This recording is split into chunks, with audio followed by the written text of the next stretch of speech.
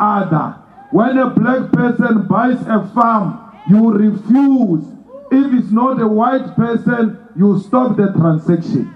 We want the farms to be given to black people. You've got enough land, Rupert. Start releasing some of it voluntarily now, before the land revolution visits you. All those white people who have a lot of land, lot of properties, lot of wealth, please start sharing it with the people of South Africa, because they are losing their patience. This youth is here today during working hours in their numbers because they are not working and because they've got no land to work on. Our poverty is because of lack of ownership of land. That's why I always argue with South Africans that you are beating a Zimbabwean. That is not cause of your problem. He doesn't own the land. Your problem starts because you don't own the land. You must go to those who own the land. When you get the land, your problems are solved. Because their problems were solved when they came here, 6 April 1652, led by a gangster, a convicted criminal, Jan van Riebeeck. They arrived here and stole our land. These are children of criminals. Jan van Riebeeck was brought here as part of his punishment. He didn't come here because he was a good tourist who spotted a beautiful land. He's a thug, even where he comes from. He's a criminal. That's why he continued with his criminal activities by stealing our land and our cattle when they arrived here. So we want to make it a point that fighters, we remind them every year on the 6th of April that they must never forget that they are in possession of proceeds of crime, and that makes them criminals, and they must be reminded annually to return that which belongs to us. For as long as they have our land in their possession, we will never be friends. We are not Nelson Mandela of reconciliation. How can you reconcile with a person you have never been with before? We have to be together first and then go apart to come and reconcile. How can we reconcile when we have never been one? And we will never be one. What is the cause of the problem? You are in possession of stolen goods. How do I find a person who stole my car and say to this person, let's reconcile, but he's still keeping the car? I bring my car first. We will talk if I'm forgiving you or not. For as long as you are in possession of my stolen vehicle, we will never be friends. That's what makes us not to be friends. We coexist because we are children of peaceful warriors. We do not enjoy blood, but we are not scared of blood. The only thing we are scared of is of being defeated. When we fight to win. We don't want to lose. And when that day comes, we will emerge victorious.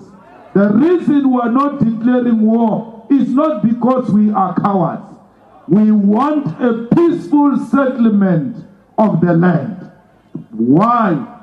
We are not our grandfathers and grandmothers.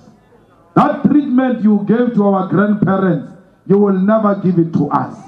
We know who we are. We know what we stand for. We know what we represent.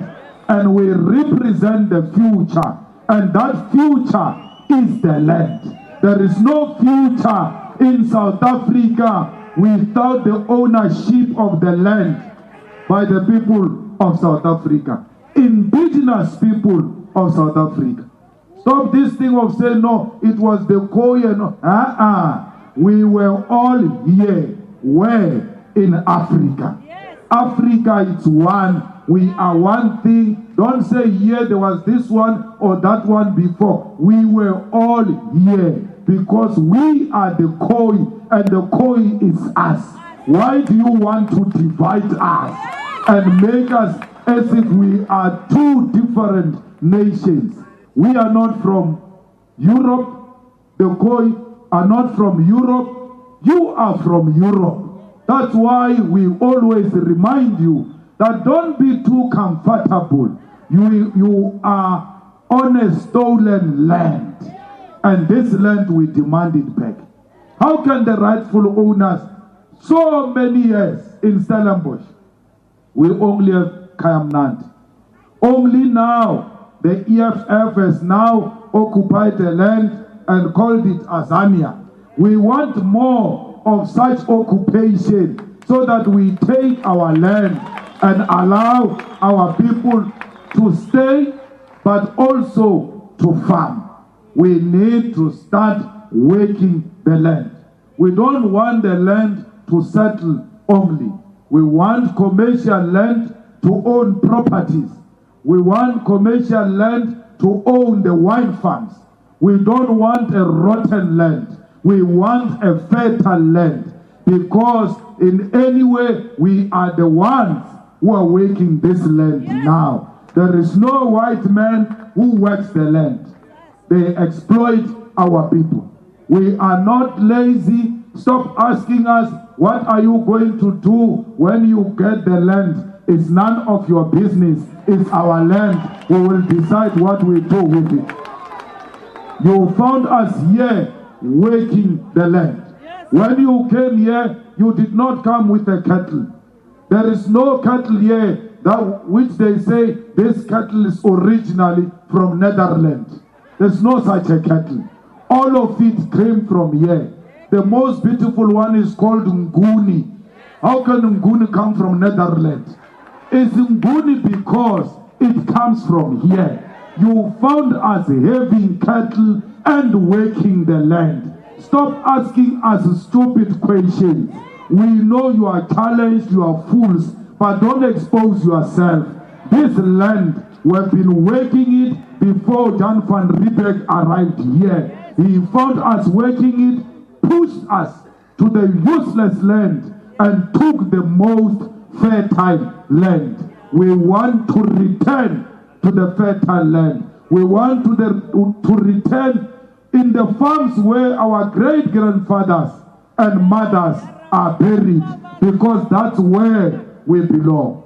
So fighters, this is the beginning of the struggle of the land. The 6th of April is not only the day they murdered Solomon Mahlangu, it is also the day they arrived here and took our land. After taking the land, when they were commemorating the arrival of Jan van Riebeck on the 6th of April, they killed Solomon Mahlangu. They must be reminded that they killed Solomon Mahlangu. And who sanctioned the killing of Solomon Mahlangu? It was a judge, a white judge, presiding over what is called law. Law is not always just. And if law is not just, it doesn't deserve the respect of our people. It was Solomon Mahlangu was not killed in Flakplas. He was killed in the cells because a white judge said he must be killed. A judge. He was not sanctioned by hit squad or gangsters. It was a judge from a bench that said Solomon Mahlangu, who fought for our freedom, must be killed on this day. And they must be reminded that they celebrated the killing of Solomon Mahlangu, a soldier of Mkhonto we Sizwe, who was fighting for our freedom. And for Solomon